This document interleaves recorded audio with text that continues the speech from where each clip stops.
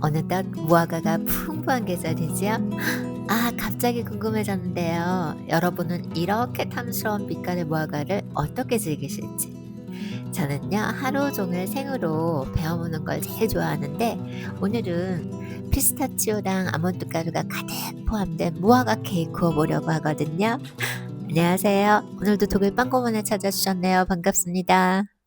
우선 입자가 조금 굵은 갈색 설탕과 피스타치오를 넣어서 크런치한 소보루를 만들어주고요. 일반적인 소보루와 다르게 살짝만 크런치한 맛을 넣어주려고 하거든요. 그래서 이렇게 곱게 따로 뭉치지 않고 이대로 해서 뿌려줄 거예요. 이제 본반죽을 시작하시는데요. 달걀을 이렇게 흰자와 노른자와 분리해서 할 때는요, 항상 흰자 먼저 거품을 내주는 게 순서라고 말씀드렸었죠. 흰자에는 아주 소량의 노른자라도 들어가면 거품을 내기가 어렵다고 말씀드렸잖아요. 그래서 가장 먼저 흰자를 거품을 내주시는데 설탕을 조금씩 넣어가면서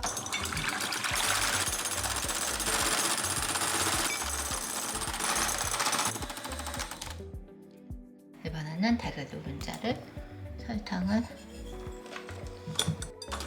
이때 모든 재료는 차갑지 않은 실온 상태여야 반죽을 부드럽게 만들 수 있다는 거 기억해 주시고요. 단맛 나는 거의 모든 재료에 절대 빠지지 않는 한 꼬집, 그쵸? 소금이 있죠. 이어서 이 바닐라 엑스트랙트는요, 바닐라 향으로서도 중요하지만 달걀의 비린내를 잡아주는 중요한 요소이죠. 밀가루 채 받쳐서 재료를 보시면 베이킹 파우더 한 작은술이 있거든요. 이 베이킹 파우더는 밀가루 채에 거르실 때 함께 거르시면 되는데, 사실 오늘처럼 달걀을 흰자와 노른자와 분리해서 거품을 냈을 때는 베이킹 파우더가 사실은 필요가 없어요. 그런데 혹시 내가 초보야, 반죽이 부풀지 않을까 걱정스러워 하시는 분들은 베이킹 파우더를 추가해 주시면 안전하게 하실 수 있고요.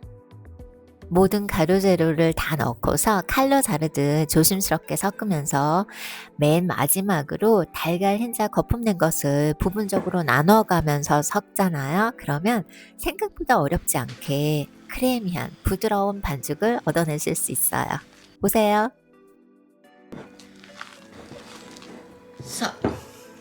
반죽 다 됐거든요. 오늘 사용하는 틀은 지름이 25cm로 평소보다 조금 더 큰 사이즈거든요. 그 이유는 반죽이 비교적 얄팍하게 넓게 펼쳐지고, 그래서 예쁜 무화과의 단면을 장식할 수 있도록 하기 위함이었거든요.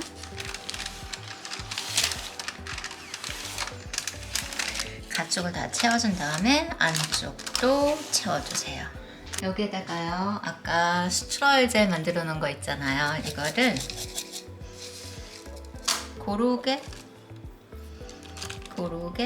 초록빛이 살짝 나는 거 보이시나요?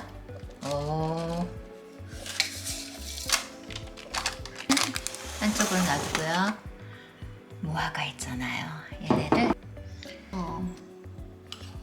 단단한 줄기는 떼버리고요. 얘를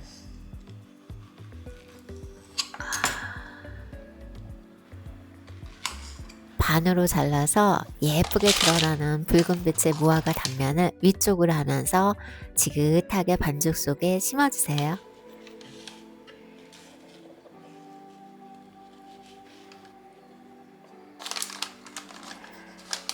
반죽 베이킹 틀에 넣기 전부터 이미 오븐 예열 시작하셨죠?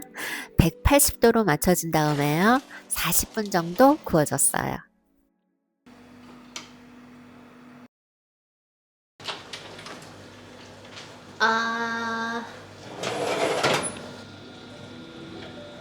오븐에서 꺼내고서 뜨거운 김 가신 후에요, 아직 따뜻할 때 슈가 파우더를 가쪽으로 살짝 뿌려주면 좀 더 먹음직스럽죠.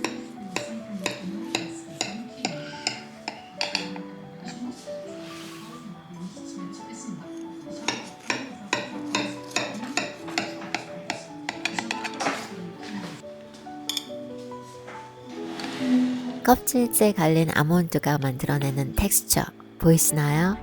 사그르사그르 부서질 것만 같은 그런 촉감?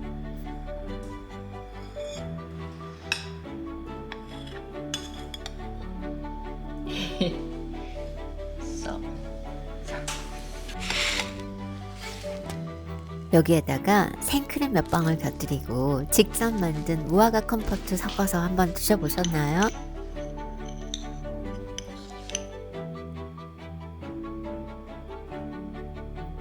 세상 그 어떤 엄격한 분이시더라도 이거 한 입엔